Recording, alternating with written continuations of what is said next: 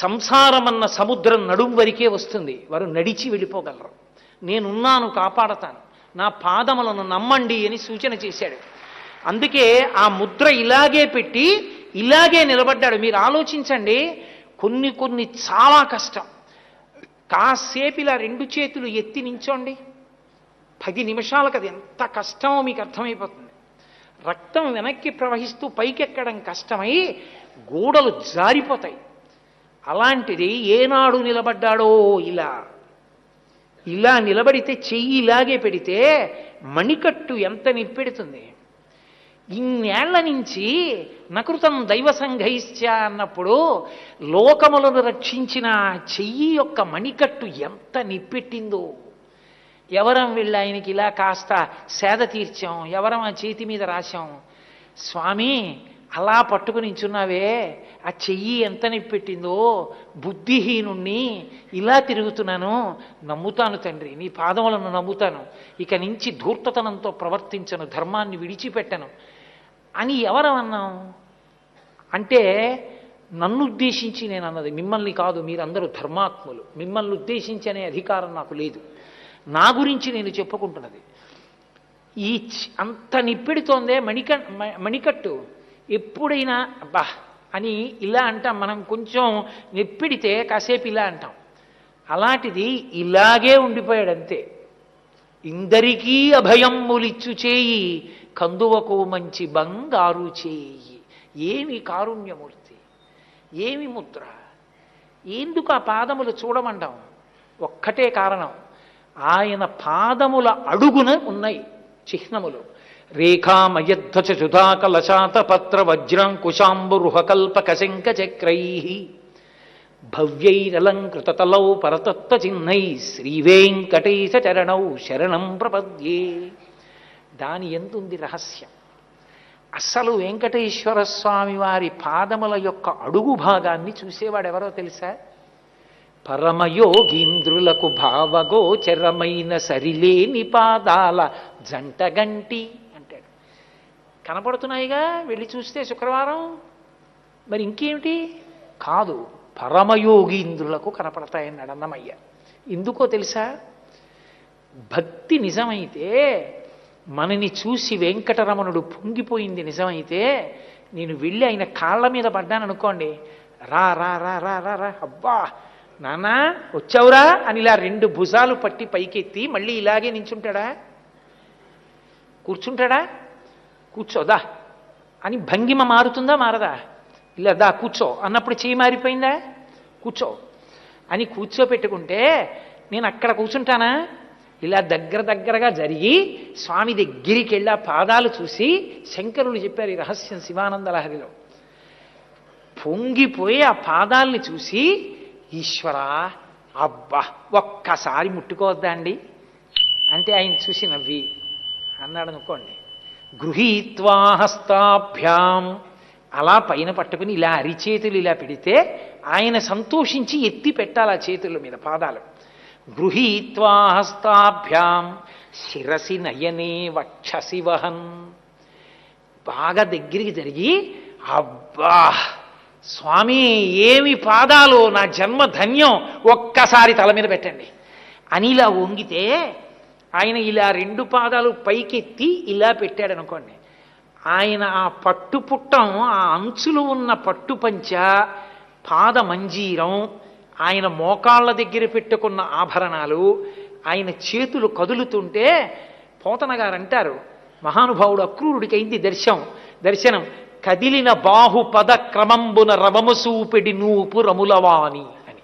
ఆ పాద మంజీరముల శబ్దాలు వినపడుతుంటే ఇలా పైకెత్తితే, ఆ చేతులు పైకెత్తితే, ఆయన పాదాలు 2 తల మీద పెడితే అబ్బా అని పారవస్యంతో ఇలా పైన ఇలా పట్టుకుని ఆ పాదాల్ని సంతోషపడిపోయి ఆ 2 పాదాల్ని ఇలా దింపుతున్నప్పుడు అడుగున చూస్తాడు. రేఖామయధ్వజ సుధాక లచాత పత్ర వజ్రాంకుశాంబుర్ కల్పక శంఖ చక్రై వాడికి కనబడ్డాయి. వాడిప్పుడు ఏం చేస్తాడు? కింద పెట్టేస్తాడు. ఏమిటి ఆ పాదాలు? పెట్టలేడు. శిరసి నయనే స్వామి అని ఇలా కళ్ళకి అద్దుకుంటాడు. అద్దుకున్నప్పుడు చిన్నివి పిల్లలకి పడిశం పడితే అమ్మ మెత్తగా కర్పూరం నూరి బియ్యంతో కలిసి పల్చటి బట్టకి మూట కట్టి ఆ చిన్ని తిత్తి లాంటిది తీసుకెళ్ళి ఆ చిన్ని ముక్కు దగ్గర ఇలా ఇలా తగిలిస్తే వాడు వాసన చూసి తుప్పుక్కని తుమ్మి పడిషన్ తగ్గుతుంది.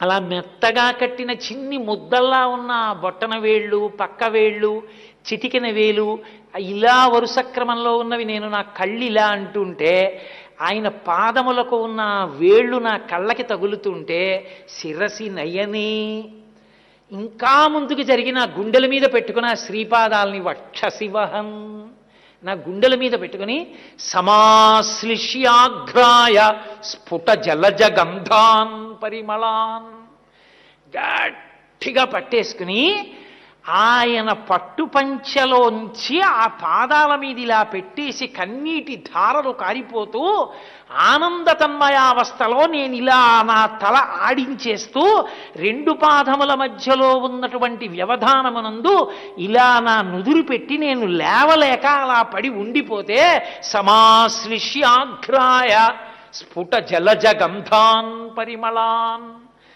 బాగా విచ్చుకున్న తామర పువ్వు లోపల ఉన్నటువంటి నీటి బిందువుల చేత ఆర్ద్రతతో ఉండి సువాసనలు వెదజల్లుతున్నటువంటి పాదములు ఆ శ్రీపాదములు. ఆ పాదముల గురించి చెప్తూ పోతన గారు అంటారు, ఆ పాదములకు వేదములు అందెగా నిలబడి ఉంటాయి. ఎందరో మహర్షులు తెల్లవారుజామున వచ్చి చందనం రాసి లత్తుక పెట్టి పుష్పముల చేత పూజింపబడినటువంటి శ్రీపాదములు ఆ పాదములు. అటువంటి పాదములు బలిదైత్యేంద్రకరద్వయీకృత జల ప్రక్షాళన వ్యాప్తి కింజలజాచక్షుడు సాచ యోగి సుమన సంప్రబ్ధిత శ్రీదమున్ కలితానమ్ర రమాలలాట పదవీ కస్తూరికాషాదమున్ నళినామోదము రత్ననూపురము నానావేదమున్ పాదమున్ అంటారు పోతన గారు. అది తెల్లవారి నిద్ర లేవగానే శ్రీ మహాలక్ష్మి నడిచి వచ్చి మోకాళ్ల మీద వంగి తన నుదుట ఉన్న కస్తూరి తిలకం ఆయన పాదముల మీద ముద్రపడేటట్టుగా వంగి నమస్కరించిన శ్రీపాదం. దాని మీద తల ఉంచితే లక్ష్మీదేవి నుదుటి మీద ఉన్న కస్తూరి సువాసనలను నేను ఆఘ్రానిస్తాను. దాన్ని స్ఫుట జలజగంధాన్ పరిమళాన్ ఆ వాసనల చేత మత్తికి కన్నీళ్లు కారిపోతూ అది 7 కొండలంటే 7 కొండలంటే అష్టాంగ యోగంలో 7 మెట్లెక్కి 8వది సమాధి. సమాధి యందు ఆ పాదములను దర్శనం చేస్తూ తల మీద పెట్టుకుని కన్నుల మీద పెట్టుకుని గుండెల మీద పెట్టుకుని కౌగలించుకుని ఆ ఆనంద తన్మయత్వంతో పారవస్యంతో కన్నుల నీరు కారుతుండగా సమాధి యందు ఉండిపోయిన వాడెవడో వాడు పరమయోగింద్రులకు భావగోచరమైన సరిలేని పాదాల జంట కంటి. అది దర్శనం. అలా నేను ఎప్పుడైనా చెయ్యగలనా? చేస్తే అలభ్యాం బ్రహ్మాద్యై ముదమనుభవిష్యామి హృదయే. అది ఆనంద నిలయం. నా ప్రమేయం లేకుండా లోపల నుంచి ఆనందం పొంగిపోతుంటే ఆ స్వామి శ్రీపాదములను తల మీద పెట్టుకుని ఆ కింద రేఖలు చూస్తూ, తండ్రి పరమపావనమైన పద్మముల వంటి చేతులు కలిగిన పద్మావతీదేవి పద్మముల వంటి నీ శ్రీచరణములను ఒత్తుతూ ఉంటుంది. పద్మగర్భుడు ఆ నాభికమలంలోంచి పద్మంలోంచి పుట్టిన 4 ముఖముల వాడున్నాడే బ్రహ్మగారు. ఆయన పైనుంచి కిందకి పాదములను చూస్తుంటాడు. 1000 పడగలతో భూమిని మోసేటటువంటి శేషుడు ఆ కన్నులతో ఇలా పైకెత్తి పాదములను చూస్తుంటాడు. గుండెలలో ఉన్న లక్ష్మి నాకు కోరిక తీరలేదని పద్మపీఠమై తన మీద ఆ పాదములు ఉంచుకుని సేవిస్తోంది. ఇంతమంది సేవిస్తున్న ఆ పాదములను నేను నమ్మి చూడగలిగితే నా జన్మ అదృష్టం. అందులో ఉన్న ఆ గద ఉన్నది, అది కౌమోదకి భూమిని రక్షిస్తుంది రాక్షసుల నుండి. అదిగో అందులో ఉన్నటువంటి చక్రరేఖ, అది భక్తులను సర్వదా నేనున్నాను కాపాడతానని చక్రం పట్టుకుని నిలబడి ఉంటాడు. అందుకే వీరరాఘవ విజయరాఘవ కోదండం పట్టుకుని ఉంటాడు నేనున్నానని. మహానుభావుడు. నమ్మిన వాడికి నమ్మినంత. ముత్తుస్వామి దీక్షితర్ వారి కొడుక్కి దృష్టి పోయింది. దృష్టి పోతే దీక్షితర్ వారు వెంకటేశ్వరుడి కొండ మీదకి వెళ్ళారు. 42 రోజులు ఉండి ఒక్కొక్క రాగంలో కీర్తన పాడారు వెంకటేశ్వర స్వామి మీద. 42వ రోజు కీర్తన పాడుతున్నారు. అంతే, కళ్ళు పోయిన కొడుక్కి కళ్ళు వచ్చాయి. ఇప్పటికీ వెంకటేశ్వర స్వామి వారికి ప్రతిరోజు జరిగే అష్టోత్తరంలో అక్షీణ నేత్రదాయినే నమో నమః అనో నామం చెప్తారు. కళ్ళు లేని వాడికి కన్నులు ఇచ్చినవాడా నీకు నమస్కారం అంటారు. అది ముత్తుస్వామి దీక్షితర్ వారికి అన్నగారికి ఇచ్చారు. దీక్షితర్ వారి తండ్రి గారు చేశారు అక్కడికి వెళ్ళి. కాబట్టి ఆయన ఎంతమందిని అనుగ్రహించాడు, ఎంతమంది ఆ కొండ ఎక్కారు. మా స్వామి శంకర భగవత్పాదులు ఎక్కారు, భగవద్ రామానుజులు ఎక్కారు, త్యాగరాజస్వామి ఎక్కారు, అన్నమయ్య ఎక్కారు, పురంధరదాస్ గారు ఎక్కారు, ఎంతమంది భాగవతోత్తములు ఎక్కారు, ఎంతమంది ఆయనలో ఐక్యమైపోయారు. అంత పరమపావనమైన కొండ, అంతమంది మహాపురుషుల పాదధూళి చేత పవిత్రమైనటువంటి ఆనంద నిలయం. అక్కడ కూడా మాట్లాడడం ఎంత అన్యాయం, ఎంత మౌనంగా వెళ్ళాలి. కాబట్టి అది అలభ్యాం బ్రహ్మాద్యై ముదమనుభవిష్యామి హృతయే. అలభ్యం అది. అది ఆనంద నిలయం అంటే. అది శ్రీచరణాలని చూడ్డం అన్న మాటకు అర్థం అది. నా పాదములను చూడు అంటే ఇలా వెళ్ళి చూసి రావడం మంచిదే, నేను కాదన్ను, తప్పు పట్టను, అది గొప్పదే. కానీ నీవు ధ్యానమునందు వెన్నుపాము నిటారుగా పెట్టి కూర్చుంటే సమాధి ఎందలా అనుభవించాలి. ఇప్పటికీ పాదం ఎత్తి వెంకటరమణుడు ఒక చోట కనపడతాడు. మీరు ఆనంద నిలయంలోంచి బయటికి వచ్చేసిన తర్వాత ఉన్నటువంటి ఆ బావి దగ్గర నిలబడి పైకి చూస్తే ఒక సింహం ఉంటుంది.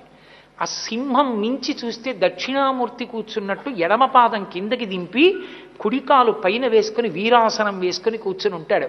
అక్కడ కనపడుతుంటుంది పాదం ఉపరితలం. అక్కడొక్క చోటే ఆనంద నిలయం మీద దర్శనం. సింహవాహనారూఢుడై కనపడతాడు అక్కడ నిలబడి చూస్తే. కాబట్టి అది చూడడం మెలకువగా చూడాలి. చూస్తే సింహవాహనం మీద కూర్చున్నట్టుగా కనపడతాడు ఆయన ఆనంద నిలయం మించి. అలా దర్శనం చెయ్యడం, ఆ పాదములను ఎవరు పట్టుకున్నాడో ఆ పాదములు అన్నిటిని రక్షించగలిగినవి. అన్నిటిని రక్షించగలిగిన పాదములు నన్నెందుకు రక్షించవు? పరమానందంతో ఆయన పాదముల వంక చూస్తున్నప్పుడు నీ 5 ఇంద్రియములు ఉన్మాదమును విడిచిపెట్టి మనసుతో కలిసి 6 కాళ్ళు కలిగిన షట్పది తుమ్మెద పువ్వులో వాలినప్పుడు పువ్వులోని మకరందమును పీలుస్తున్నప్పుడు కదలిక లేకుండా ఝంకారం లేకుండా ఎలా ఉండిపోతుందో అంత మౌనంతో ఆ పాదముల యందలి మకరందమును అనుభవించగలగాలి. మందార మకరంద మాధుర్యమునదేలు మధుపంబుబోవునే మదనములకు నిర్మల మందాకిని వీచికల తూగు రాయంచతనునే తరంగిణులకు లలిత రసాల పల్లవ ఖాదియై చొక్కు కోయిలచనునే కుటజములకు పూర్ణేందు చంద్రికా స్ఫురిత చకోరక మరుగునే సాంద్ర నిహారములకు అంబుజోదర దివ్యపాదార వింద చింతనామృత పాద విశేష మత చిత్తము ఏ రీతి ఇతర విషయంబు చేరనీర్చు వినుత గుణశీల మాటలు వేయునేలా అంటాడు ప్రహ్లాదుడు. ఆ అంబుజోదర దివ్యపాదార వింద చింతనామృత పాన విశేషమత్త చిత్తము ఆ వెంకటేశ్వరుడి పాదములను స్మరించడంలో, తల మీద పెట్టుకోవడంలో, కళ్ళ మీద పెట్టుకోవడంలో, గుండెల మీద పెట్టుకోవడంలో పరవశించి ఆనందము ఉద్భుతమై కన్నుల వెంట ధారలుగా నీరు కారిపోతూ ఆనంద బాష్పముల చేత పులకరించి కూర్చున్నటువంటి ఆ తన్మయావస్థలో ఉన్న నాకు ఇతర విషయములు ఎలా అబ్బుతాయి? నా మనసు వెళ్ళదు నాన్న అంటాడు ప్రహ్లాదుడు. అదిగో ఆ స్థితికి ఆనంద నిలయమని పేరు. అది సాధన చేత నీ చేత కాకపోతే వెంకటాచలమునందు మాత్రమే జరిగే అద్భుతం ఏమిటో తెలుసా అండి?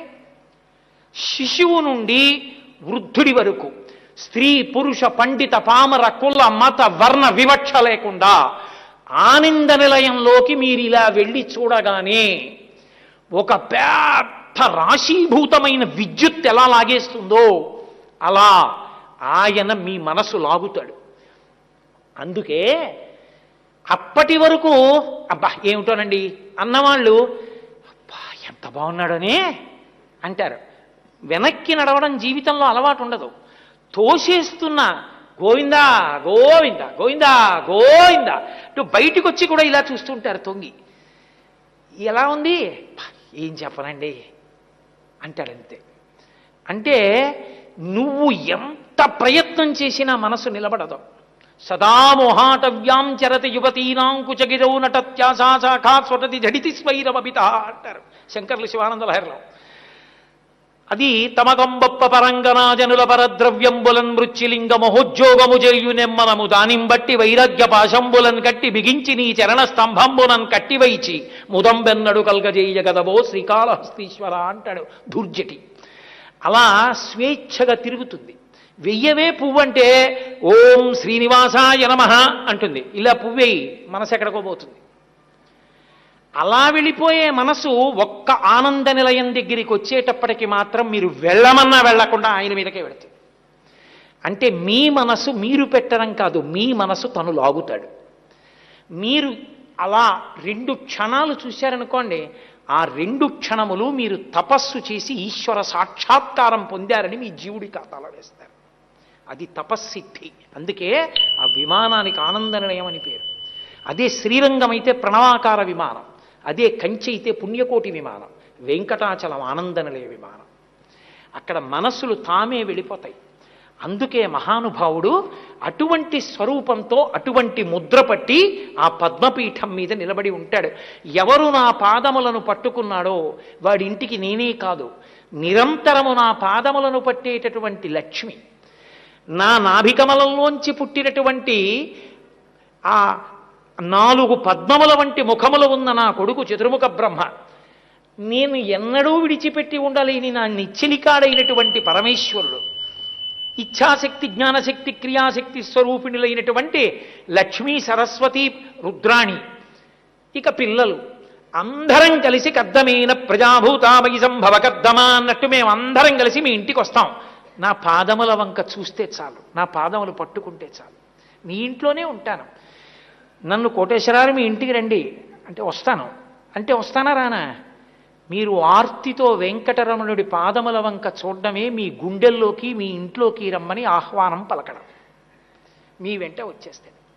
అందుకే స్వేచ్ఛయా క్రీడతే తత్ర ఇచ్ఛారూపం విరాజిత.